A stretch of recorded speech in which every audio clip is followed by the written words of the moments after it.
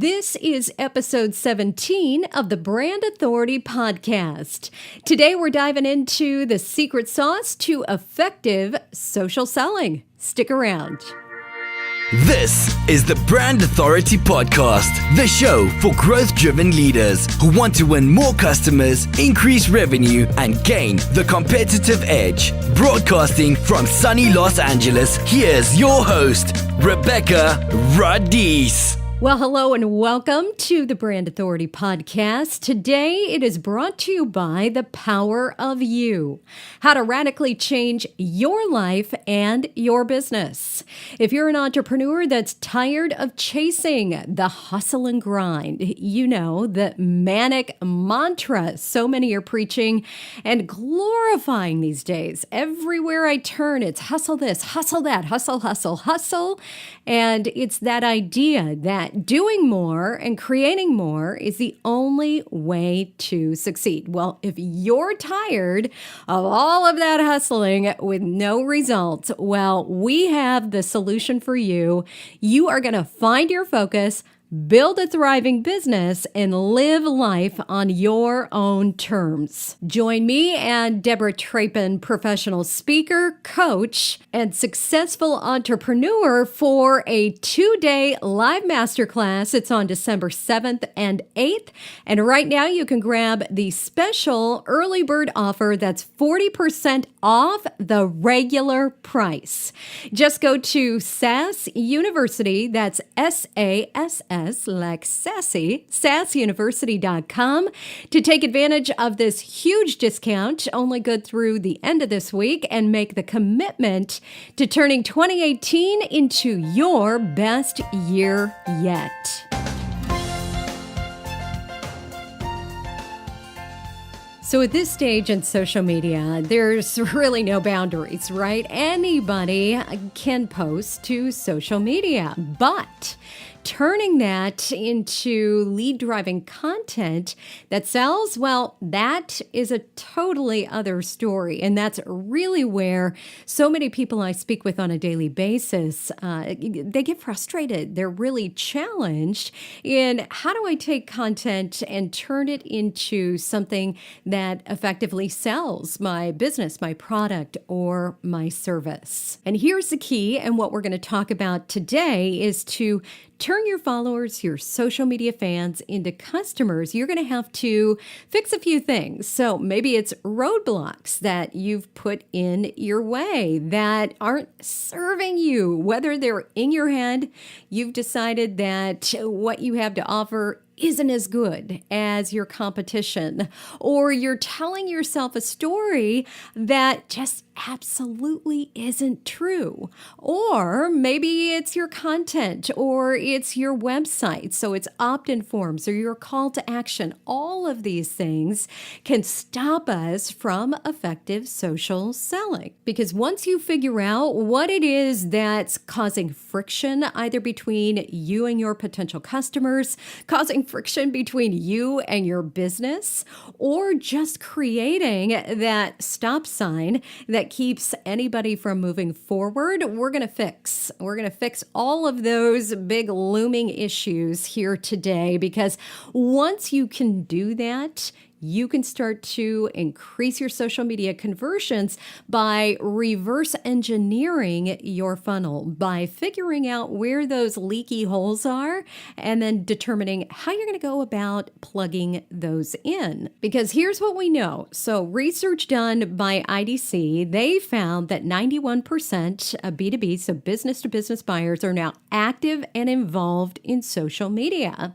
84% of those are senior executives that are using social media to support a purchase decision. And then 75% of B2B buyers are significantly influenced by social media, by the conversations that their friends are having, the conversations about your product or your service. So it's incredibly important that you not only inject yourself into that conversation, but you control so much of that content that's going out there, or that conversation that's happening happening around it so that you are able to create a consistent experience for your audience. And that takes us into our first step. So your first step in social selling is understanding the needs of your audience. Now, if I asked you who you're writing content for or who you're posting your social media content for, would you be able to answer? And when I say would you be able to answer, would it be quick, simple, really clear about who that audience is? Because if you found it difficult to convert leads into sales in the past, it's really quite simple when you look at it from this perspective. If you don't know who your audience is, what they want, what their problem is, and then what your solution is, it's going to be very hard for you to articulate that in a way that naturally attracts them to you. So to learn what your audience desires, you're going to need to do a little bit of homework. And I say homework, and that probably is a negative connotation for a lot of people who weren't too fond of school, but this is fun homework because this gets you to really the important factors that bring an audience to you, that forces them to start to search for you, search for your product, your solution. And so to do that, I have a very simple formula called the needs formula. And basically the way this breaks down is you need to understand their natural motivators. So why are they looking for you? What that energy is around that search, what makes them enthusiastic about what you have to offer, what it is that they desire, and then how the story is going to help support and promote your product, your service, and how those customers are going to learn about you, how they're going to understand what it is that you can do for them, and then what makes you better than anybody else. And one of the biggest pieces within this is those emotional triggers. So what is it that's triggering either that moment where they're making a decision, either about you or your competition, or they're engaged in a switching moment, meaning they're thinking about switching from you to somebody else's product or service, or the other way around, switching from their current solution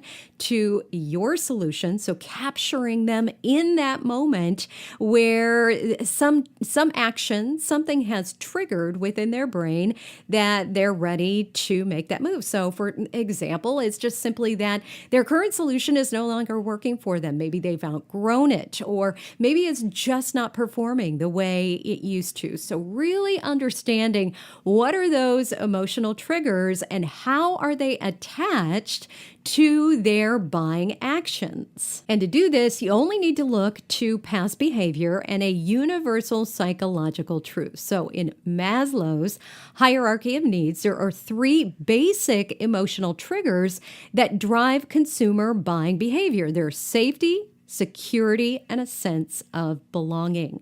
So think about how all of that fits into those needs, the natural motivators, the energy, the enthusiasm, desire, and story, and weave those into those basic needs. So take a look at your product, take a look at the experience you've created around it, and make sure that you're speaking to the safety, the security, the sense of belonging, and that your story is helping to support moving them through that buying process, that decision-making process throughout all of your social media posts. Next up is offering a clear benefit. It's easy to see people do not buy a product or service, they buy an experience. Just think about the type of smartphone that you own. So I've been an Apple user for many, many years, not just my phone, but pretty much every bit of technology in my life. And so much of that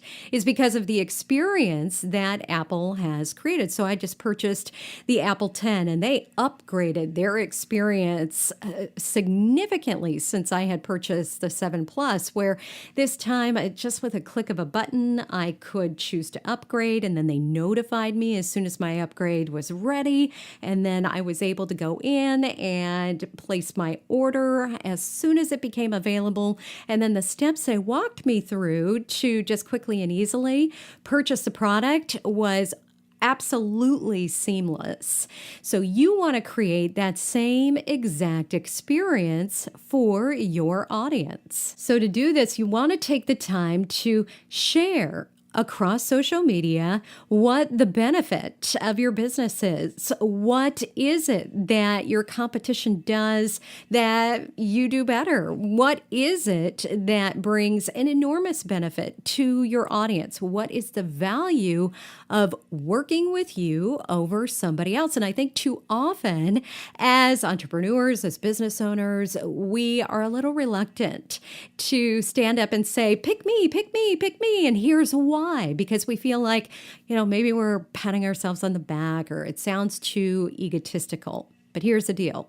If you don't share the benefits of why working with you is so fantastic, who's gonna? Right?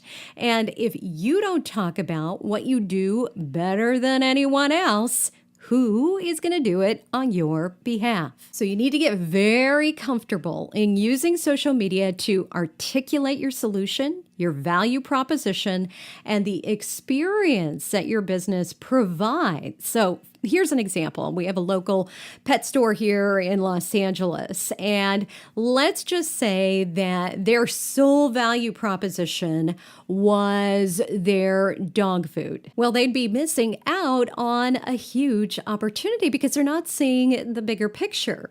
Think about it. You could walk into just about any store, pet store, grocery store, and find dog food. But the difference is when you start to share what makes you different. What makes your dog food different? How does it benefit not only you as the owner, but your dog? So tailoring your conversation, sharing stories, both current and those from past customers, all of that is going to allow new customers to instantly identify with who that target audience is. You're going to allow them to put themselves right there in those shoes, and then they can select into your product. So instead of you playing tug of war, that back and forth with your audience, they move naturally into your solution because they see themselves. They can envision themselves purchasing that dog food, purchasing your product. Next up is using a simple but compelling call to action. So quite often on social media, you have created a conversation, you've been sharing content, people are getting to know you, and they are ready to take that next step with your company, but they just need a small little nudge. So this is where you want to tell your fans and your followers exactly what they need to do. Stop with the ambiguous social media posts that doesn't give a clear call to action. Something like, go read this post or click this link or get more information. If you're not doing that, you are leaving so much opportunity on the table. Whether you want them to read your post, maybe visit your website, buy your product, or share your post, something as simple as that, you want to be clear with your call to action in every single one of your social media posts. But of course, you got to make sure that they know the value of clicking or sharing. And this is going to take you really understanding what that customer journey looks like from your perspective as well as theirs. So what is it that you're telling them they're going to get? Then when they click through to, say, that blog post, is that exactly what they're getting? So is your copy aligned with the actual content? I think we've all seen the clickbait and those articles that the title or the headline or whatever it is on social media has nothing to do with what you actually get. So if it is a live event you want them to opt into, if it's a webinar or if it's a download or if it's something you want them to purchase, Transparency is the key to effective social selling, because with transparency, you are building that know, like, and trust factor where they now know exactly what they're going to get from you when they click on something. There's nothing hidden. There's no smoke and mirrors. You're not pretending that something is this when it's actually that. So whether you're on LinkedIn or Facebook or Instagram or Twitter, you've got plenty of characters to get your point across, to give clarity to what that next step is that you want them to take. And then you also have all kinds of options with buttons. So you've got the call to action button on your Facebook page. You've got Twitter cards, so maybe the website card that you could use that drives them over to a very specific page, a landing page on your website. Plenty of different ways that you can not only use your text, so your verbiage and your messaging within those posts, but also utilize the tools available to you on each of the social networks to increase those conversions even further. And a really important point of that is testing, so you can really nail your message, your content, and your copy, making sure that it's valuable to your audience, that it's relevant to what their struggle is, to what problem they're looking to solve within their business. Because too often, that's another problem I see where there's a huge disconnect between what you believe your audience wants and what they truly want. So if you feel as if you're not getting enough engagement, enough clicks, enough shares off of your content, take a good look at your top performing content versus that content that is obviously not hitting the mark. It just doesn't go anywhere. Nobody's reading it. Nobody's liking it. Nobody's sharing it. Nobody's clicking through on your offer. So you really need to take that big first step at the top that we talked about, that top of your funnel where you are clearly understanding what it is that your audience wants from you, then testing that out. So testing it in a variety of different ways, different headlines, a different call to action, maybe the context. So how you are positioning that particular offer, test those variables out, but only test one variable at a time, because there's no way you can control that test if you have multiple things that you're changing all at once. So just test one thing at a time, see how that works, and then iterate. Next up is promoting your posts. So let's talk about promoted posts, ads, and organic reach. As I think we all know, organic reach has been decreasing at a very rapid pace, and